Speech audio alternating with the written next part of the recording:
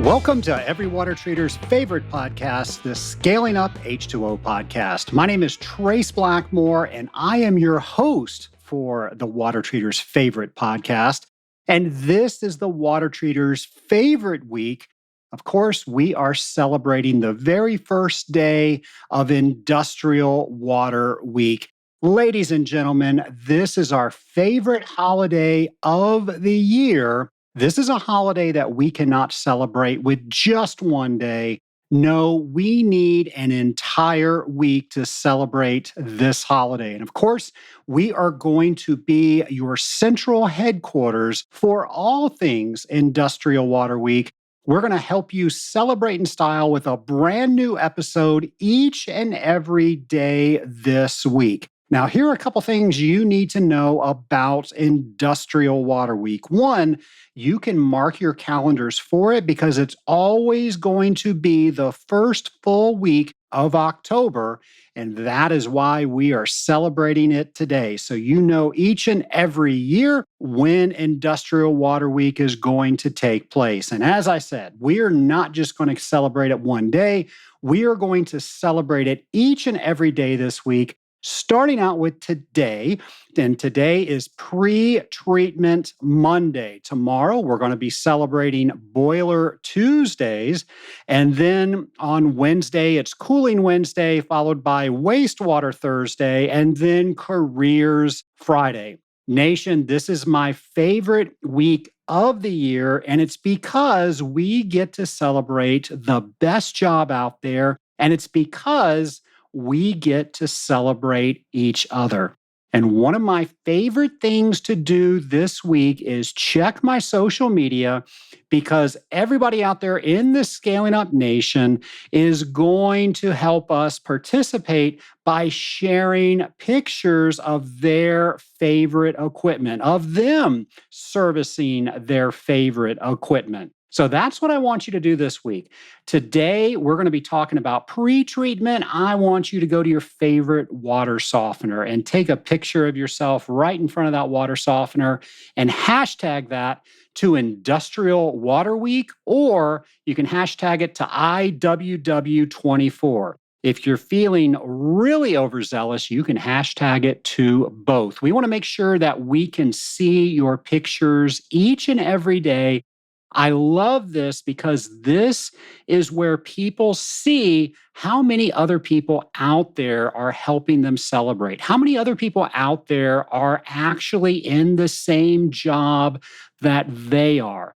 When I started this podcast so many years ago, I was hoping that it would have some sort of an effect on the industrial water treatment community. What it has done is it has helped create a community.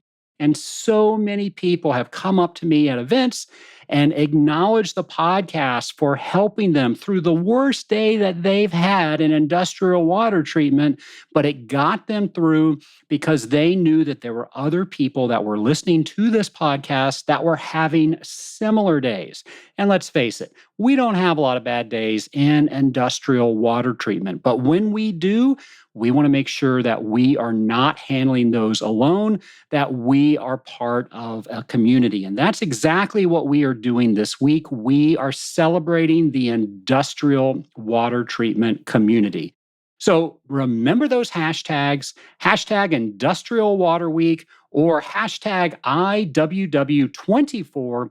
Each and every day this week, I would love it if when you're in front of your favorite filter, your water softener, your RO, whatever it is for today for pre-treatment, take a picture of yourself in front of that piece of equipment and send it to one of those hashtags. Tomorrow, take a picture of your favorite boiler with you in front of it.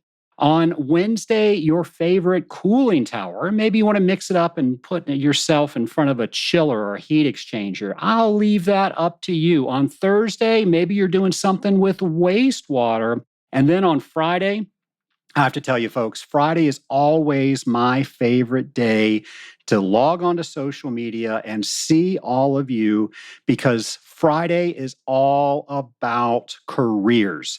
And so many people get a cake made and they celebrate with their peers eating cake. And I love to see pictures of all the people standing around the cake and all the cool ideas that I've seen manifested on a cake. I've seen the water molecule. I've seen pictures of the company team on the cake and everything in between. So, however you choose to celebrate Friday, make sure that you are including hashtag Industrial Water Week and hashtag IWW24.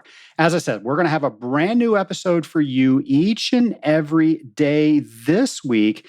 And we've been doing that for the last few years. We want to make sure that everybody knows about Industrial Water Week. We are celebrating together.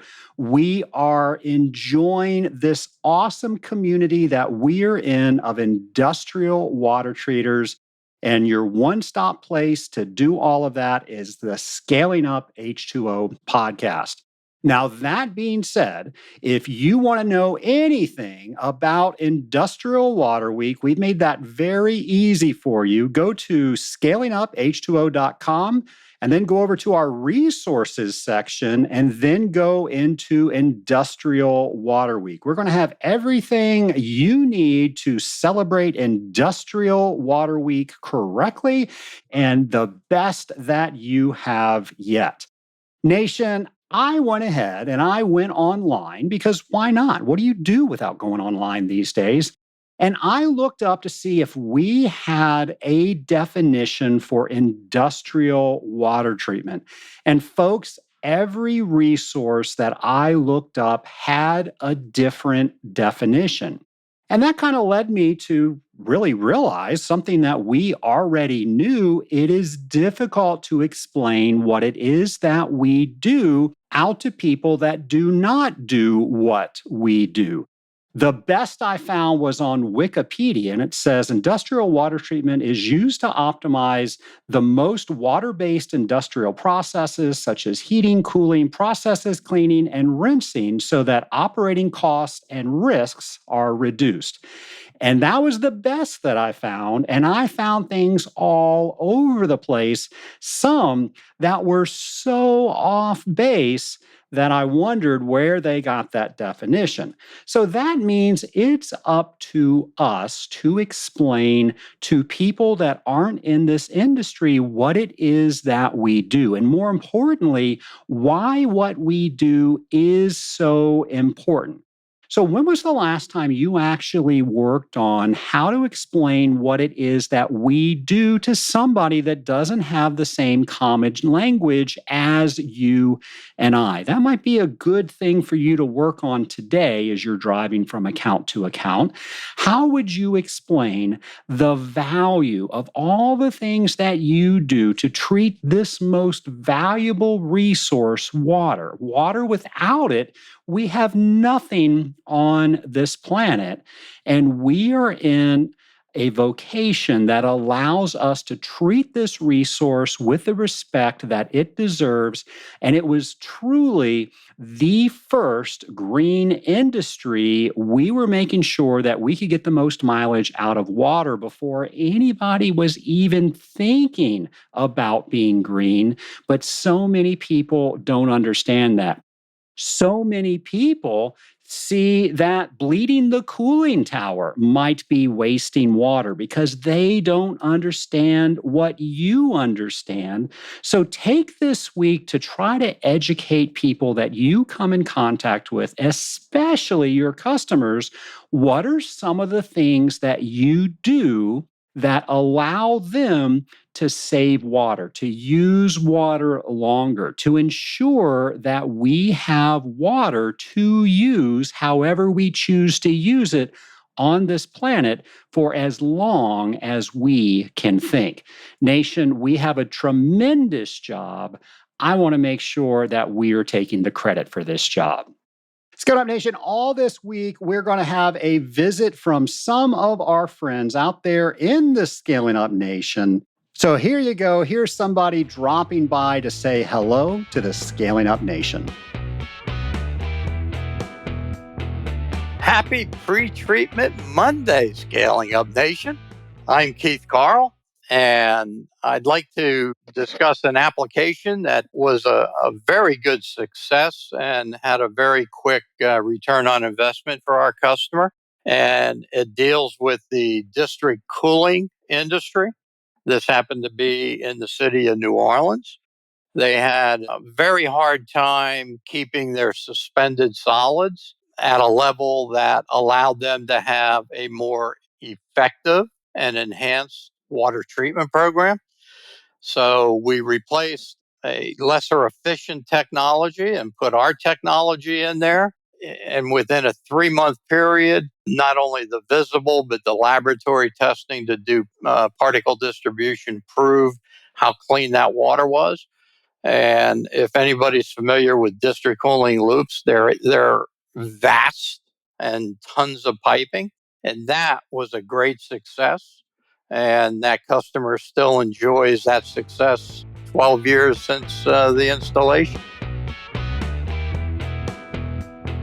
Well, thanks, Keith, for stopping by. And we're going to hear from somebody or a few people each and every day this week because this holiday is so big.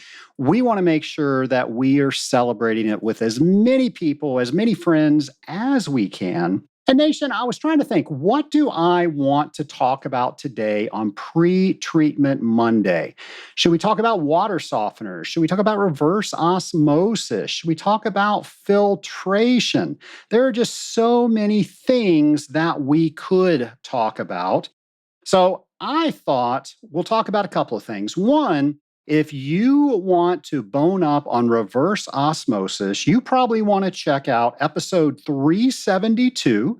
And then after that, you probably want to check out 339. Now, that's not the only times that we've spoken about reverse osmosis on this show. Those are the most recent times.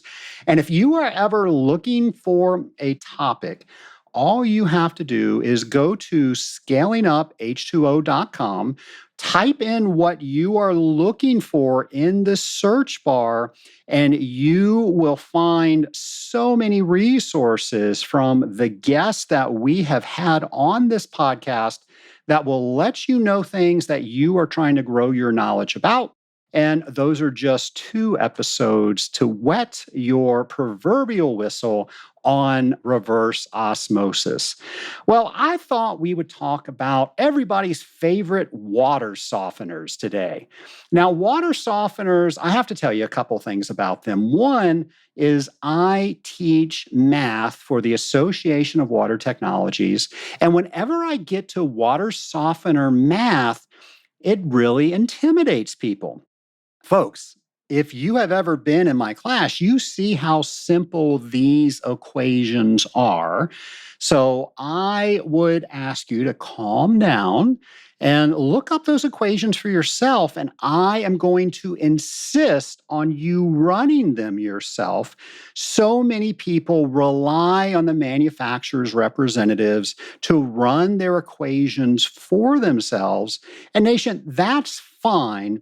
But I have to tell you, I have found a lot of mistakes that way because, let's face it, we are the hand-me-down recipients of a lot of other industries by being in the industrial water treatment industry. What do I mean by that? Well, normally other industries will be trying to solve a problem, and then it will be realized that how they're trying to solve it works really well over here in industrial water treatment. And a great industry, to give an example of that, is the laundry industry.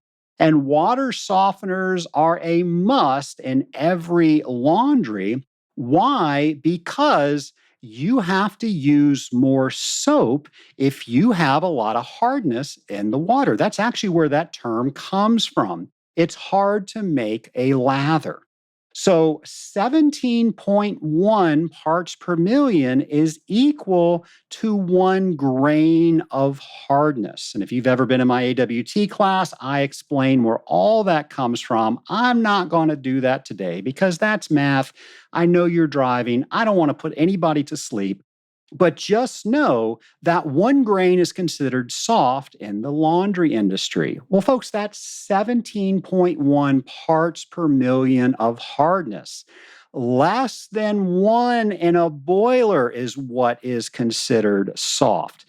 And now we're 17.1 times higher than that. So just keep that in mind as a reason to run your own calculations. And that way you can make sure you have the right softener, it's the right size, it's the right flow, it's going to regenerate at the right time. And by the way, that's why you always want two, one on standby, one that's actually working so you never put hard water into your process. Knowing all of that, you can run any calculation that's out there. So please do not be intimidated by water softener calculations. So, another thing I think people get intimidated about with water softeners is an elution study. Oh my gosh, is he going to talk about elution studies? Well, yeah, I'm going to talk about elution studies because this was one of the first things that I did with my father.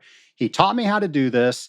And then he gave me a valuable lesson at the end of it. I won't spoil it. I will actually tell you what that was, but I'm going to wait until the end so you can go through the whole process like I did. Well, the first thing that you're going to need is a salometer.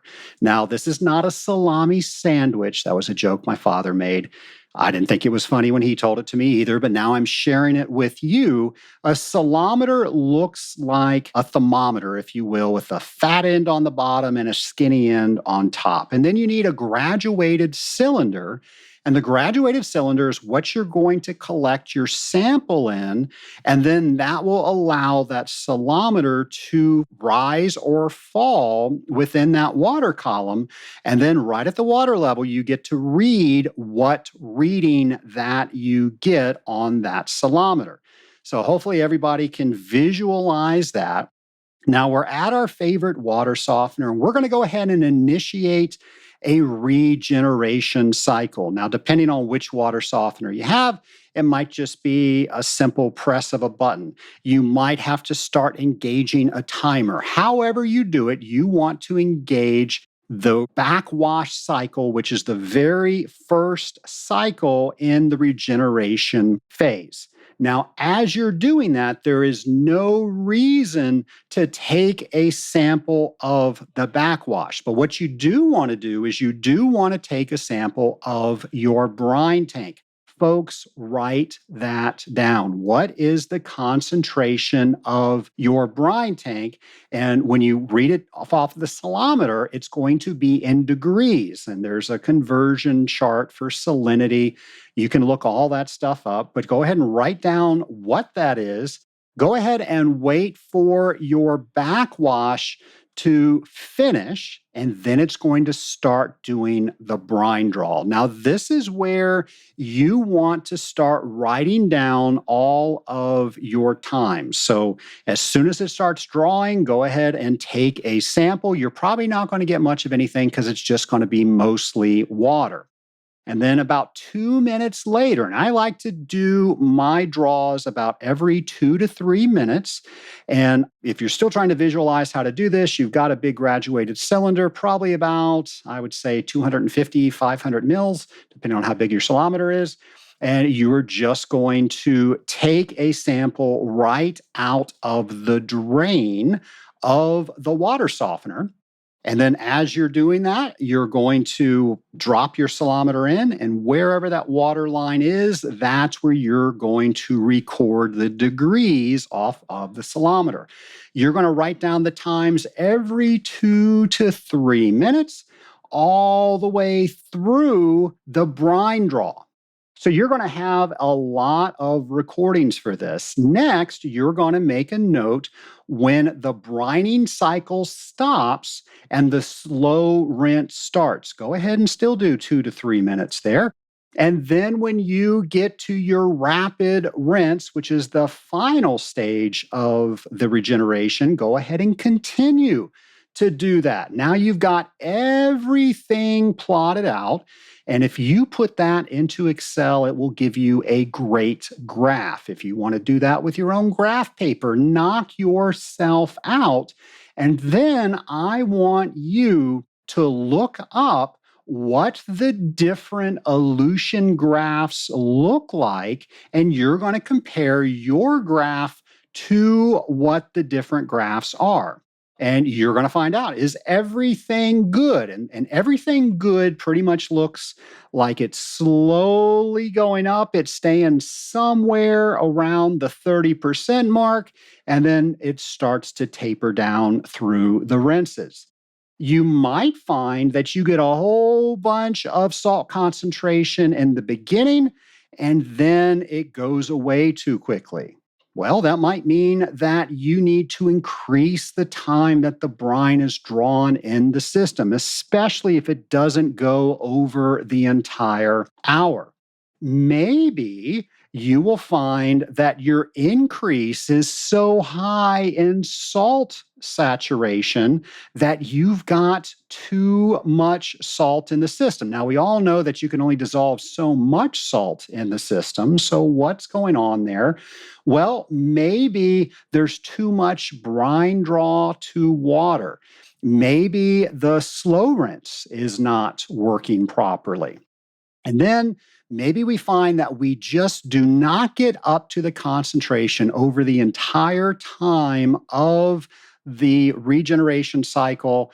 And normally that is an adductor problem. And 9 times out of 10, when you're having a problem with your salt, it's normally an eductor valve. And that's what my dad taught me.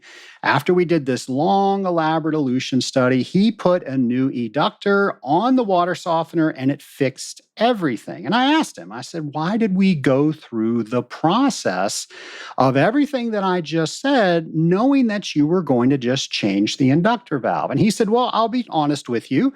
9 times out of 10, you are going to have a problem with the eductor valve before anything else happens. So it's not a bad idea to change your eductor valve on a regular basis. But it's also not a bad idea to know how to not only perform an Aleutian study, but also interpret an Aleutian study.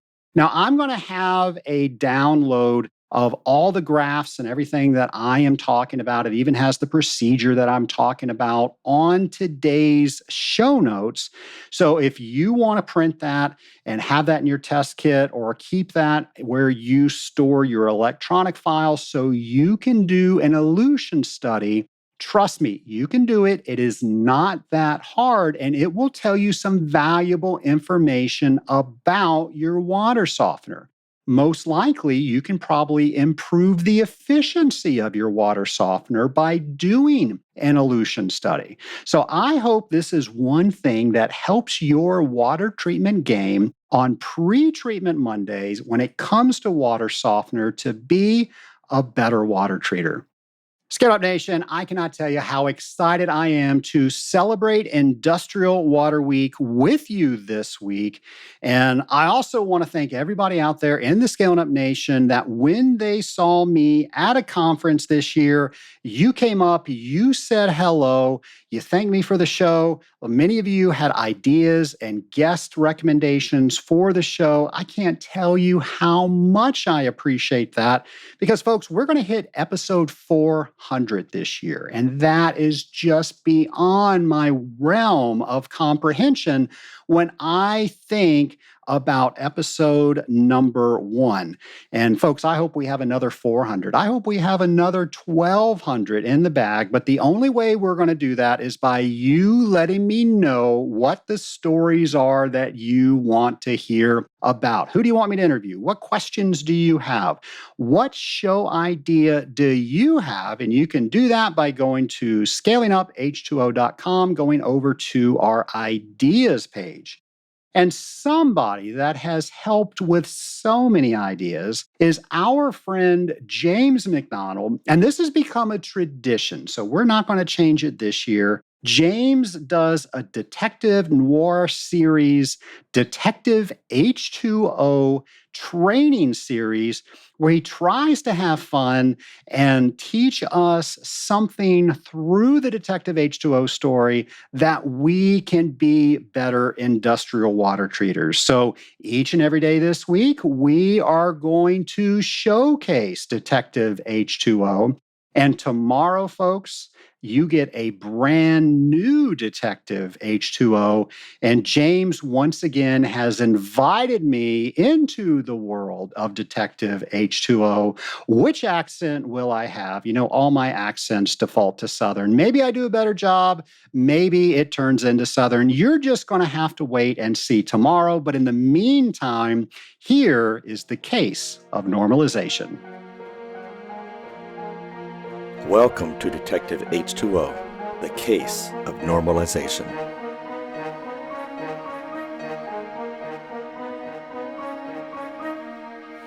Rain flooded off his black umbrella as Herbert Henry Oxidane, P.I., CWT, stepped outside the 6-story building where he rented office space. A few minutes before, the powerhouse chief operator, Howard Clyde Muriatic, had phoned.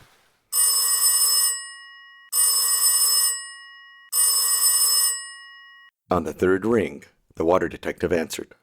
Detective H2O here, the best water treater this side of the Ohio. Solving water problems drop by drop. What you got? Detective H2O, we need your smarts over here at Aardvark Stamping Incorporated. This is Howard. We've got this reverse osmosis system. My crew records a lot of data on it. We just have no idea when to clean it. My guys are good with the books, see? Lots of practice from their extracurricular activities, if you know what I mean. We just don't know what to do with this RO data. When should we be cleaning the RO? We've been guessing, putting our fingers in the air and just guessing. I've been meaning to come up to your neck of the woods for a while now, Howard. I'll start my old Ford and be over as fast as it can coast there.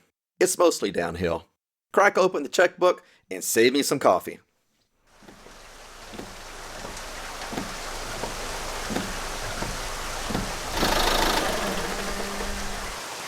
Dodging the raindrops, Detective H2O marched from the guard shack to the powerhouse at Aardvark Stamping Incorporated.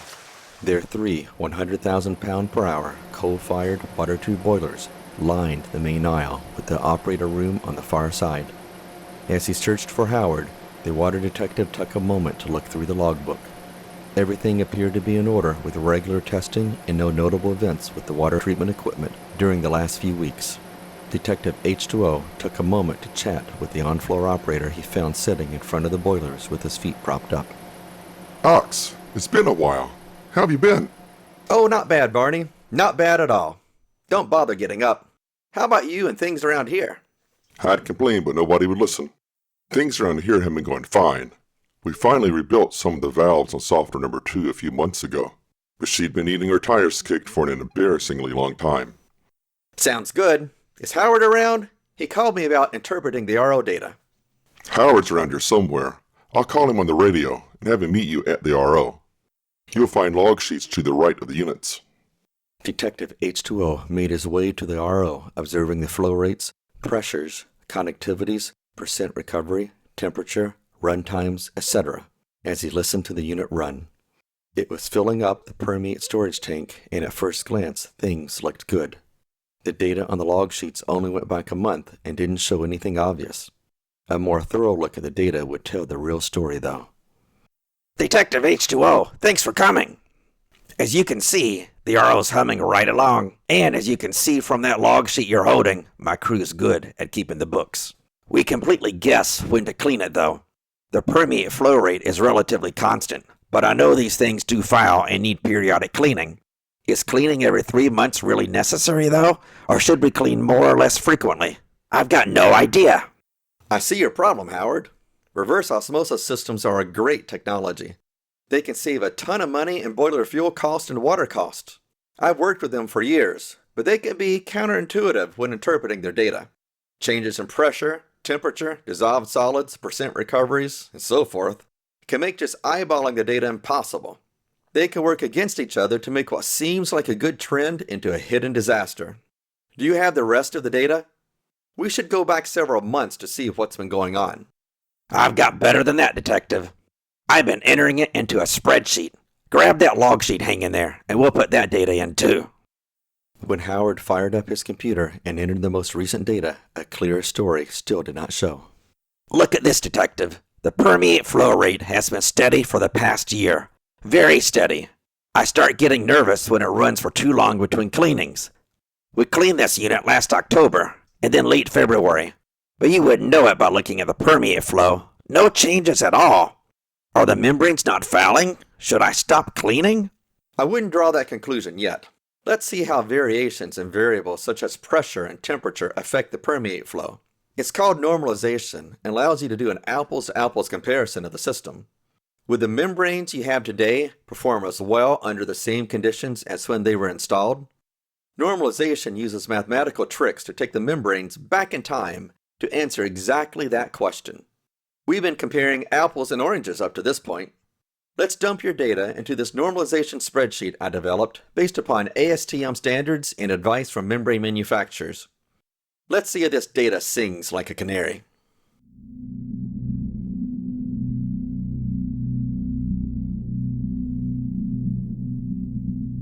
Whipping out his hand-cranked laptop from his briefcase, Detective H2O transferred the RO data into his normalization worksheet, copied down his equations, and updated the graphs.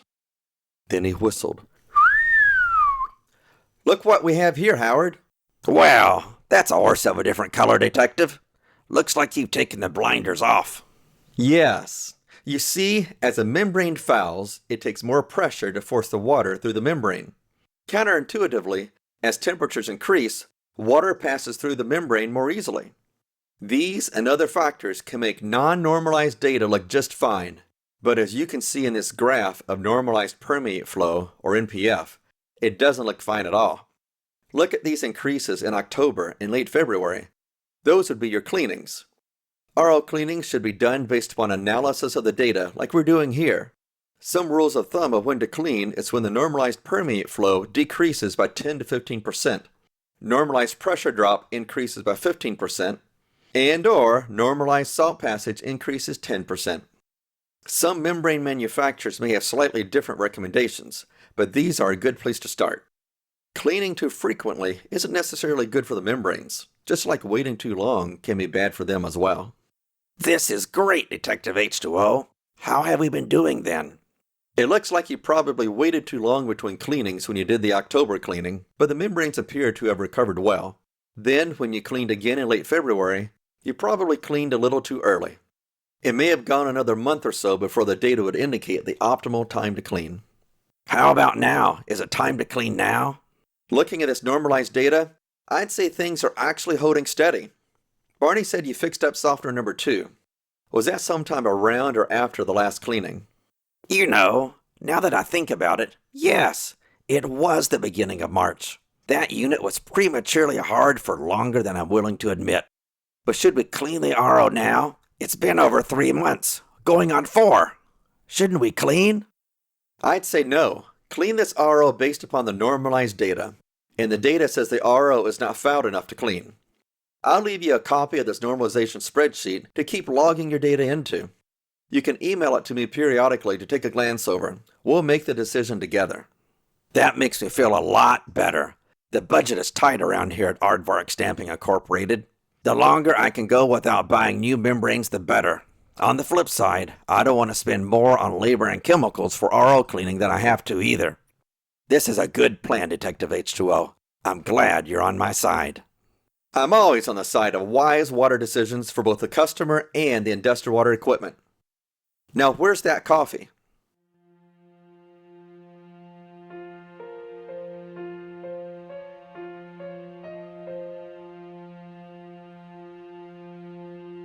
In the underbelly and penthouses of the metropolis of Waterville, where the boilers percolate and cooling towers fog, there is one man who works tirelessly to end corrosion, stop scale, fight low-life microbes, and conserve water. That man is Detective H2O, best water treater this side of the Ohio, solving water problems drop by drop. Happy Pre-Treatment Monday, Scaling Up Nation. Have a great Monday, and we'll be back tomorrow with Boiler Tuesday. Happy Industrial Water Week.